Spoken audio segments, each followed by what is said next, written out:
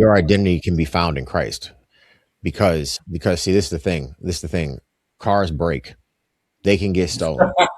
They like, first of all, the amount of people who you're listening to have G5 airplanes is probably, there might be one or two off the top of my head who might actually have an airplane. And you got to understand something too. You got to ask yourself this question: is this money and fame worth your soul? Yeah. Is this money and fame worth a life in hell? Because a lot of these people have literally sacrificed and said, I'm going to follow the money and the fame and the wealth. And you see a lot of these people mocking Jesus, mocking the church, mocking the faith. And you have to decide, is eternity worth these material things? Now, for the person who's coming out of college who like, hey, I don't know where to go, I'm going to tell you to try Jesus. If you feel empty or you feel like you tried everything and you feel like I don't know where to go now, the very thing you're missing is Jesus.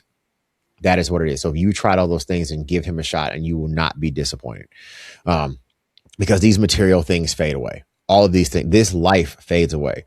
And honestly, when I take my last breath, I want people, if they don't got to say anything else, just they need to say he was a Jesus follower and he did the best he could. That was it. You don't got to say anything else. He was a follower of Christ. Whatever else you want to say after that's up to you. But they need to know that's what I want to be known for, because their heaven and hell is real. Eternity is real. Okay. No, we do not know when Jesus is coming back. Jesus said he didn't even know when he was coming back. Only God the Father knows that. So why would I waste time? And I'm not saying that material things are all poison. I'm not saying that. I'm saying the motivation for why you want them or what you do with them is the problem. And that's what the soul searching needs to come in. I want a car because I got to get to and from work, but my car doesn't need to cost more than my house.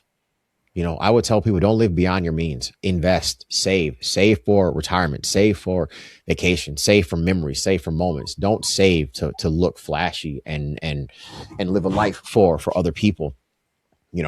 But I'm going to tell you now, I'm about to get real churchy here. Like I'm a big component in giving the church your time, talent, and treasure, your tithes, your offering, serving in the kingdom. Like that is where your true value is going to be found.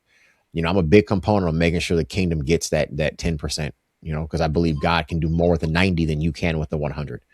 So that's where I said these material things God is going to give you what you need. He already knows what you need. He's already been in your tomorrow. So he knows you're going to need when you get there. It's just a matter of us trusting him and letting go of those reins and giving that to him and not trying to do everything in my own strength.